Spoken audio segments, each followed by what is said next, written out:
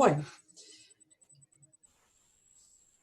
abrimos entonces esta clase que sería la del sistema reproductor masculino y ya nomás me dispongo a compartir la primera presentación. Esta es la presentación, la segunda parte, digamos, del capítulo 26, que enfoca las estructuras del sistema reproductor masculino. Siempre cuando vemos un sistema reproductor sexual, ¿no? De reproducción sexual, van a tener el órgano llamado gónada, en este caso las gónadas, porque son pares, que son los testículos. Las gónadas siempre son las formadoras de las células sexuales o reproductivas. Entonces, en el masculino, la gónada, o las gónadas serían los testículos, siempre hay un conducto de salida al exterior, que para el caso del varón es la uretra, y que es compartida con, como conducto de salida con el sistema urinario.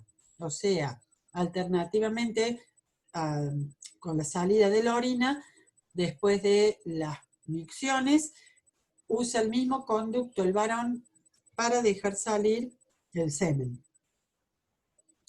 Y otras glándulas accesorias, que son, en el caso del varón, las vamos a ir viendo una por una: la próstata, las vesículas seminales, que son pares, la próstata es impar, las glándulas vulvouretrales, vesículas seminales ya dije, sí, como accesorias para asegurar el éxito del proceso.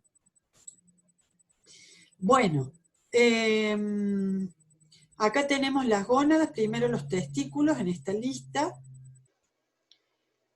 los túbulos seminíferos que están contenidos dentro de los testículos y que, como el nombre lo indica, semen de semen y ferre de llevar. O sea, los túbulos seminíferos son los que llevan la función de generar los espermatozoides del semen.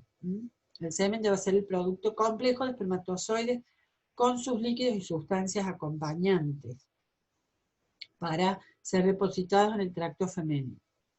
El epidídimo, que es una estructura que acompaña a cada testículo, montado sobre cada testículo, los vasos deferentes que en forma par salen de los epidídimos y ya vamos a ver que suben en la cavidad abdominal, y faltan acá dos conductos eyaculadores que son pares y el conducto deferente para llevarlo al semen hacia la uretra.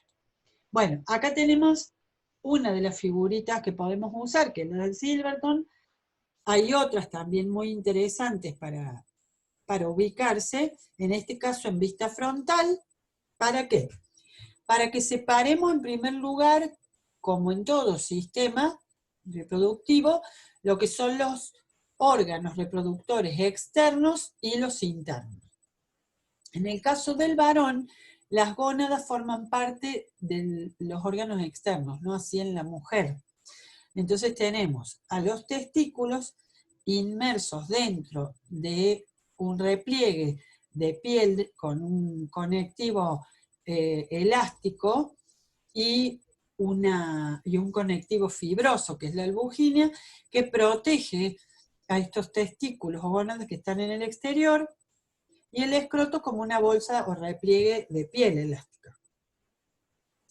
Fuera de la cavidad, fuera del torso, digamos, y fuera de la cavidad abdominal. En este caso, las gónadas son externas porque el desarrollo normal de los espermatozoides, hasta antes de ser espermatozoides, que van a ser espermátidas, requiere una temperatura algo menor a 36 grados centígrados. Los testículos están fuera de la cavidad abdominal para justamente permitir que haya un grado y medio o 2 grados centígrados menos que la temperatura corporal normal. Los testículos, bueno, en el feto, digamos, no han salido de la cavidad abdominal. Con el desarrollo se produce la bajada, que se dice así, de los testículos, o sea, la salida hacia afuera del abdomen. El otro órgano reproductivo externo en el varón es el pene, es el órgano con el cual se da el cruzamiento, o sea, el sexual o la cópula. Con este órgano es, ya lo sabemos todos, con el cual se introduce dentro del tracto femenino para asegurar que la deposición del semen caiga en forma segura dentro del tracto femenino y lo más cerca posible de la zona que pueda ser colonizada, invadida, digamos, por el semen dentro del tracto femenino. Hasta ahí los órganos externos del varón.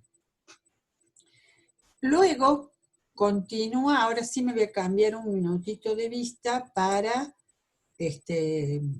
poder ver estos órganos externos en vista lateral y poder mostrar que cada testículo, bueno, ustedes saben que es un pequeño órgano ovoide de aproximadamente 2,5 o 3 centímetros, y que lo acompaña, montado sobre ello, esta especie como de un choricito, por decirlo así, un pequeño choricito que lo acompaña desde arriba por el dorso, que es esto, el epidídimo. Y el epidídimo en realidad es el resultado de un túbulo, digamos, de tamaño muy pequeño, pero enrollado muchas veces, de tal manera que, siendo de una gran longitud, queda enrollado dentro de la estructura que llamamos epidídimo. Ese sería el conducto deferente que saca a los espermatozoides que recién se han transformado en espermatozoides, pero que aún están inactivos y les falta madurar, los saca maduros desde el epidídimo a este par de conductos, que como ustedes creo que lo dice acá, este par de conductos deferentes que salen, se introducen por el repliegue escrotal, se introducen a ambos lados del pene dentro del abdomen y giran hacia posterior. Vamos a decirlo así, el testículo es el órgano que a partir de estas células germinales originales, que son las espermatogonias, forman por meiosis las futuros espermatozoides, que son las espermátides. Pero las espermátides se transforman en espermatozoides e inmediatamente pasan al epidídimo para terminar de madurar como espermatozoides. Cuando estos millones, digamos, de espermatozoides están listos en morfología, pasan por estos conductos deferentes y son movidos, ¿sí?, con pequeños movimientos de musculatura lisa del epidídimo primero y luego de estos conductos, hacia esta zona en donde van a encontrarse con primero 2 grupos de glándulas importantes y luego un tercero, que vuelvo aquí, los voy a mostrar de nuevo acá.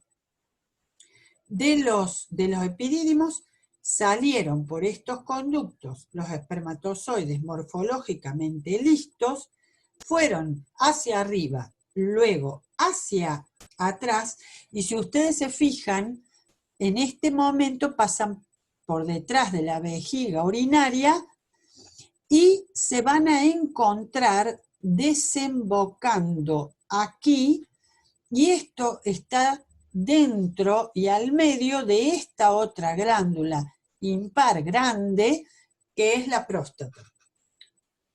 La próstata va a secretar unos líquidos importantes, nutritivos, madurativos, activadores de los espermatozoides que están siendo descargados por este conducto.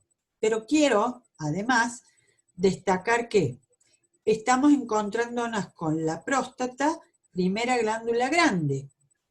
Pero si ustedes se fijan, previamente van a encontrar un par de glándulas, o sea, una glándula que es con presencia par, que son estas, que son las vesículas seminales, que están aquí par a ambos lados y por arriba, antes de la próstata. Muy importante las vesículas seminales también para terminar este proceso de preparación de los espermatozoides para la acción y para nutrirlos.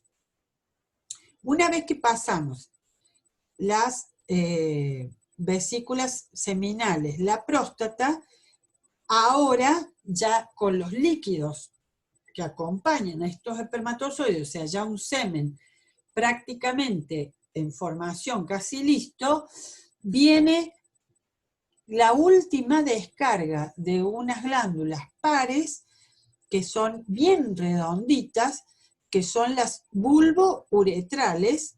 ¿Y por qué el nombre? Porque si ustedes observan, ya estamos a punto de entrar a esta parte en forma de bulbo de la base del pene y que comienza ahora el conducto que va a terminar llevándolo fuera al semen, ahora completo, que es la uretra. Entonces, las glándulas bulbouretrales son las últimas. Si volvemos a nuestra vista lateral, vamos a observar de nuevo que los conductos diferentes pasan entonces por las vesículas seminales, pasan por la próstata, y ahí, algo que no vamos a ver en la vista frontal casi porque son muy cortitos, van a ver que hay unos conductitos pares que terminan reuniéndose y que son los conductos eyaculadores, o sea que después de pasar por las seminales, conductos eyaculadores, ahí terminamos de pasar por próstata, bulbouretrales y ya vamos a la uretra. Bueno, me voy a ir ahora a mostrarles, a ver a dónde está otra vista, sí, que si ustedes observan, esta está más simplificada porque, bueno, es para dar a otro nivel en finales de secundario, pero acá se nota bien cómo están las vesículas seminales pares, los conductitos eyaculadores, la próstata, la uretra y, por supuesto, saliendo de testículos y saliendo desde el epidídimo, estos conductos deferentes pares que, bueno, ya seguimos ese camino, ¿no? Manja, no se está viendo, ¿eh? No se está Mira viendo la vos. imagen. No se ve. No la vimos. Ok, ahí va de nuevo entonces.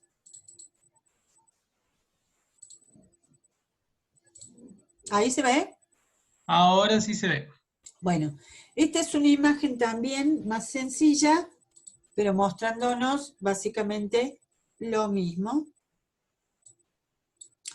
Acá se ve bien cómo salen los conductos deferentes, cómo se reúnen en los conductos eyaculadores, se agregan la descarga ahí de las vesículas seminales, pasa por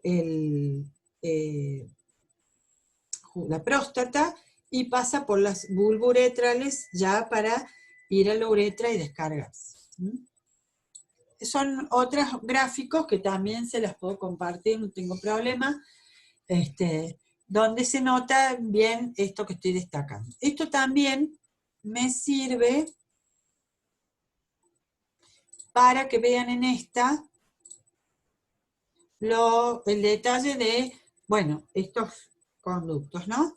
Bueno, acá de nuevo, conductos deferentes, vesículas seminales, eyaculadores, eferente, que se le suele decir a y la próstata. Bien.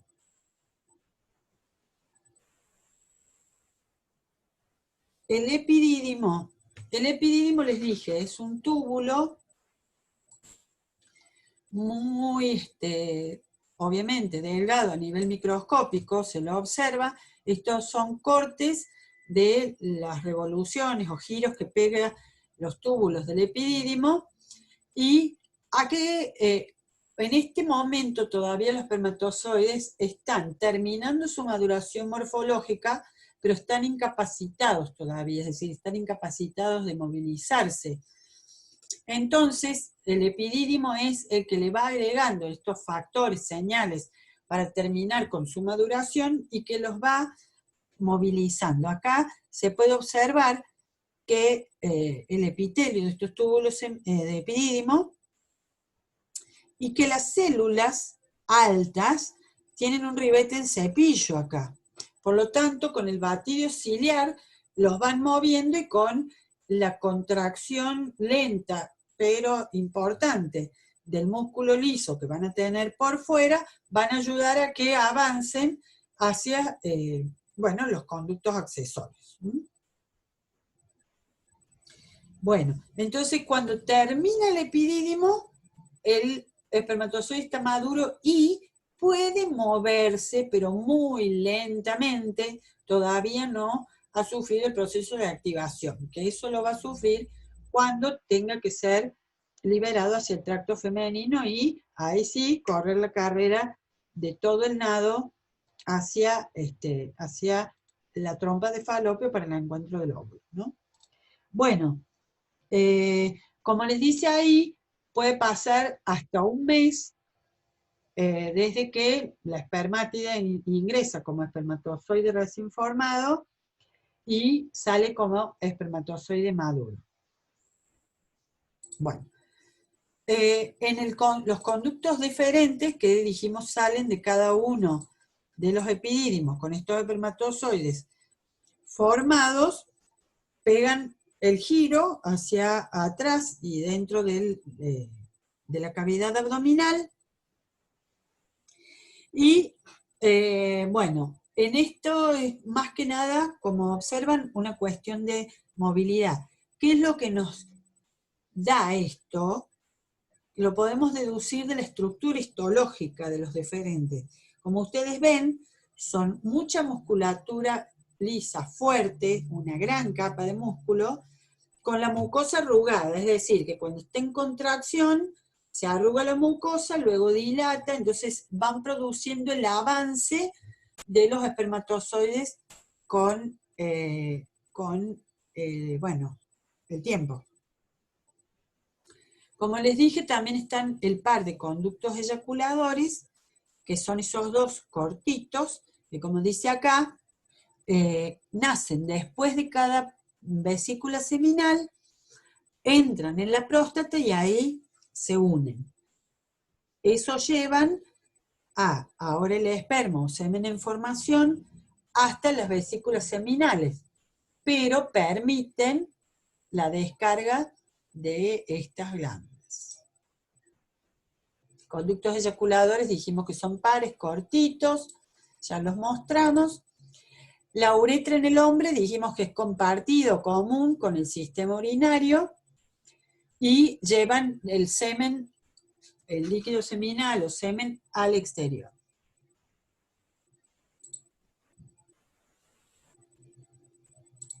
Bueno, necesitamos que no entren tan fuera de la hora porque si no es un problema. Bueno.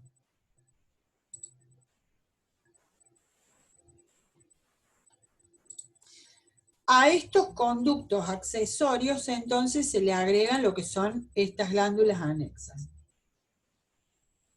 La glándula prostática, ¿por qué es tan importante y por qué solemos hablar tanto de ella también? Primero, cada vez que me entra alguien me produce esto, es un tema.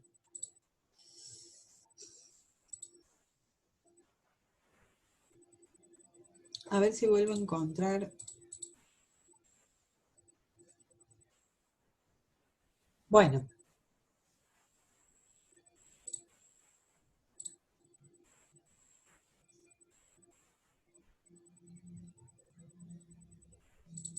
Creo que es este. No, no sé.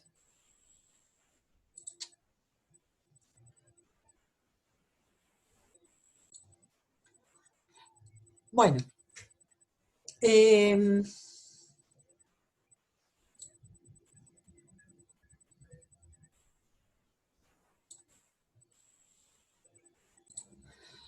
Bueno, entonces, luego de ver los conductos accesorios, vemos estas glándulas. En la próstata, ¿por qué decíamos tanto de ella?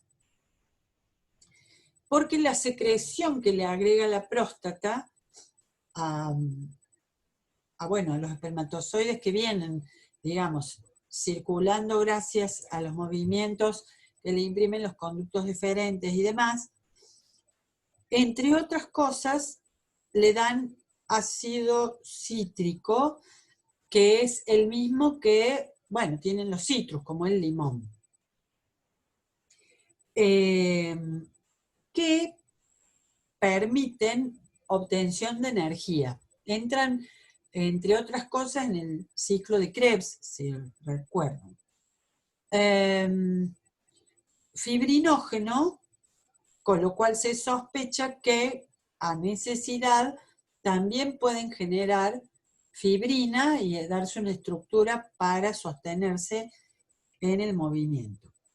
Las fosfatasas ácidas son justamente enzimas que pueden manejar, transferir, quitar, agregar fosfatos. En este caso van a actuar solo en medio ácido. ¿Qué implica esto?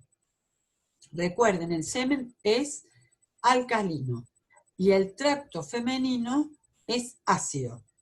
Entonces, no muy ácido, levemente ácido, por supuesto. Y el semen es levemente alcalino, bastante alcalino en realidad. Entonces, los espermatozoides están en pleno apogeo, con la máxima movilidad en su estado de activación a pH alto alcalino. Cuando son volcados en el tracto femenino, se encuentran con un medio, con un pH bastante diferente. Por eso es importante que vayan acompañados de un líquido alcalino, pero también que tengan las herramientas para poder subsistir, sobrevivir dentro del tracto femenino. Y muchas de sus enzimas entran a activarse cuando son eyaculados, por lo tanto tienen que actuar a pH ácido. Bueno, como dice acá, la secreción de la próstata le agrega aproximadamente un 5 a un 10% de la secreción del semen.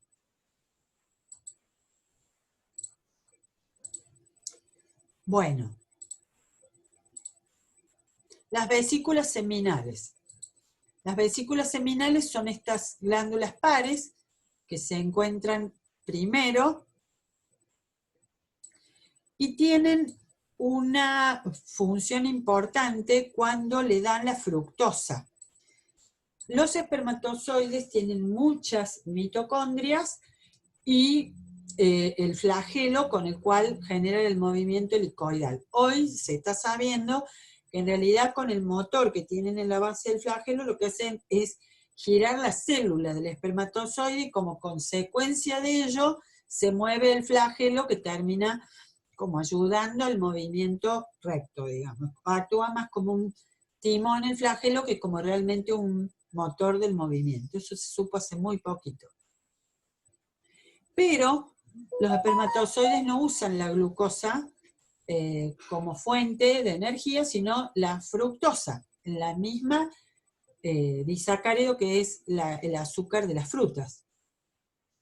Le agregan otras moléculas que le pueden servir como nutrientes porque el espermatozoide, recuerden que se queda prácticamente con el núcleo y casi sin citoplasma, por lo tanto hay que cargar ese poco citoplasma, además de con la fructosa, con algunos otros sustentos que puedan serle útil, como algunos aminoácidos y pequeños lípidos. Entre ellos, fíjense, están las prostaglandinas. Las prostaglandinas, recuerden ustedes que nosotros las conocíamos como provocadoras de inflamación, de dolor y demás, como también un procoagulante, etcétera, ¿no? Bueno, en este caso toman el nombre de aquí, prostaglandina, o sea, se encontraron en el tracto masculino, fundamentalmente en el semen, proveniente de las glándulas anexas. Bueno, fibrinógenos, ya hemos visto que tanto en próstata como en vesículas seminales hay como una tendencia a generar factores procoagulantes. Si ustedes piensan, cuando se encuentran en el tracto femenino, puede haber en el endometrio, que es muy vascularizado, con mucho capilar y demás, puede haber hemorragias o microhemorragias en el tracto femenino, puede haberlos en el cuello por la relación sexual, etc. Entonces ya el semen va munido de factores procoagulantes, lo cual termina siendo sumamente interesante, bueno, para el análisis de cómo ocurre este fenómeno, ¿no?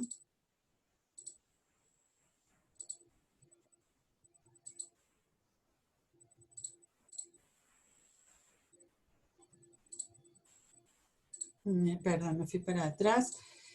Las glándulas bulbouretrales, bueno, perdón, vesículas seminales, terminamos. Las prostaglandinas pueden actuar, dijimos, sobre el tracto femenino y una de las cosas que hacen es diluir la sustancia mucoide del cérvix, o sea, del cuello del útero femenino. Esto permite que se haga más fluido el moco cervical y que los espermatozoides con el nado puedan atravesar. El otro punto es que las prostaglandinas, antes de provocar una inflamación o un dolor, el paso previo, ¿cuál fue? Generar líquido en el lugar, generar que de los capilares se perfunda más líquido al intersticio, y como dice acá, también entonces va a provocar contracción de la musculatura lisa del tracto femenino en general y del útero en especial, o sea, del miometrio. Esto es similar a lo que ocurría cuando terminaba el coito, la cópula, en el orgasmo, que decíamos que la oxitocina provocaba esta facilitación de la contracción del tracto femenino hacia arriba, para llevar el semen hacia arriba. Bueno, a esto van a apoyar las prostaglandinas del semen, que también ellos, digamos, se traen su propia sustancia que les permite ingresar al moco y provocar contracciones hacia arriba para ser ayudados en el nado hacia la porción tubaria o la trompa de falopio. Bueno, finalmente, creo que son las últimas, sí, las glándulas bulbouretrales. Son muy importantes porque le dan el toque de la alcalinidad al semen que ya está por salir hacia la uretra al exterior. Estas, entonces, bueno, son dos glándulas pares, ya lo dijimos, pequeñitas, bien redonditas, le dan la alcalinidad, le agregan este líquido alcalino y le van a, bueno, esto sí, el líquido de Cooper, como se le llama, y va a lubricar también a la uretra para que salga este semen, que ya es bastante más pastoso que un líquido, digamos, corporal cualquiera. Y faltó algo, a ver que no sé si está acá. Bueno, acá lo que dice que justamente ya el líquido de Cooper, o sea, de las glándulas bulbouretrales, puede, al ser volcado, arrastrar ya algunos espermatozoides activos y móviles.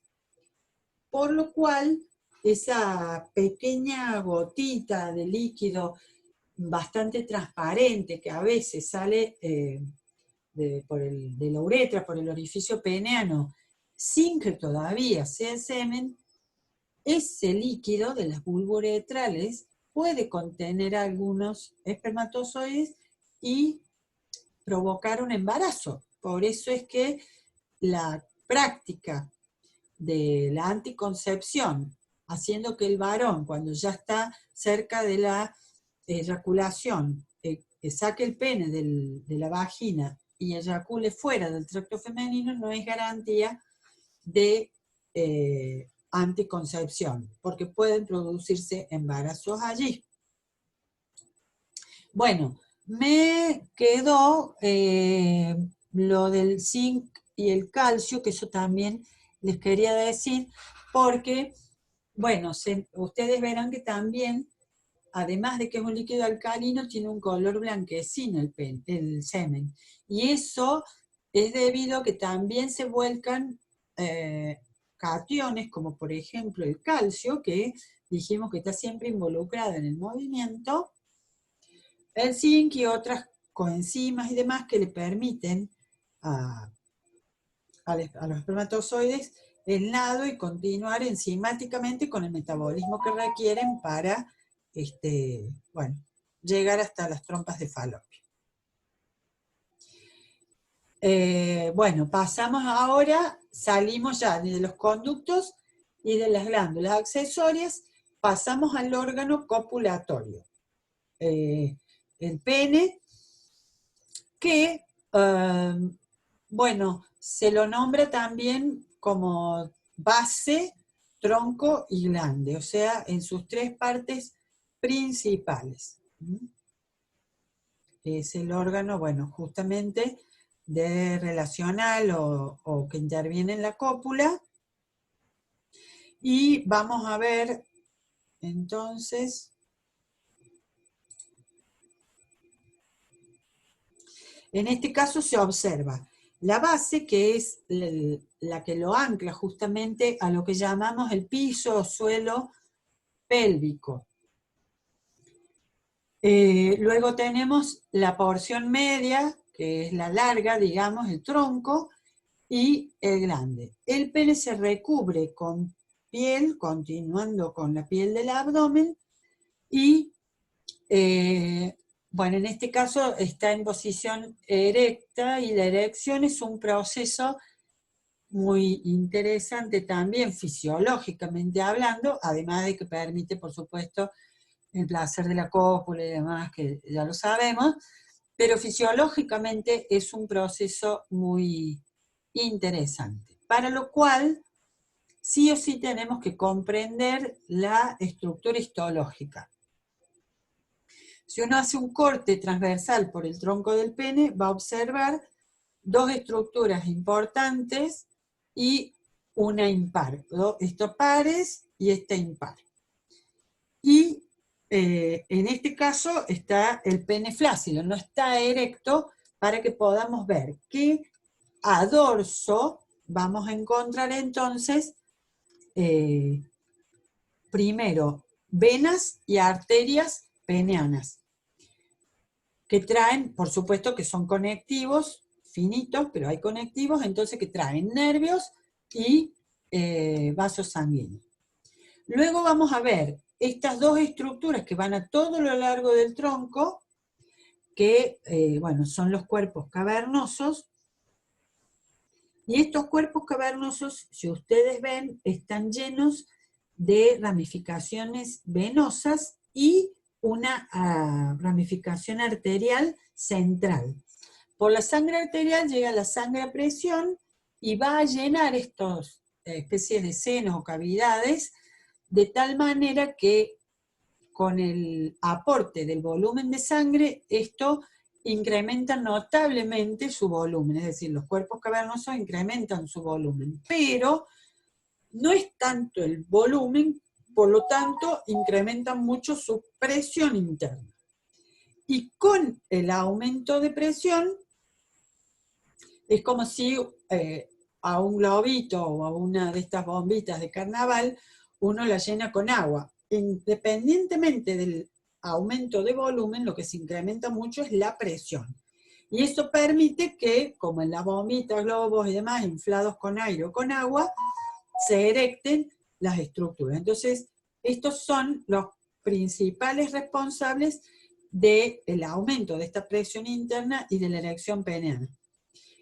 Y bueno, hay una explicación también de por qué, digamos, la estructura peniana justamente no se incrementa hacia adelante, sino que sube, y es por cómo están estructuradas en la base del pene, de manera tal de que se facilita la dilatación por debajo y la contracción por arriba. Bueno, y finalmente esta estructura impar que está aquí ya no tiene que ver con la erección o la función copulatoria, sino con la eyaculación y la micción, porque esto es el conducto uretral, es la uretra rodeada, por supuesto, su mucosa está rodeada de un pequeño músculo que le permite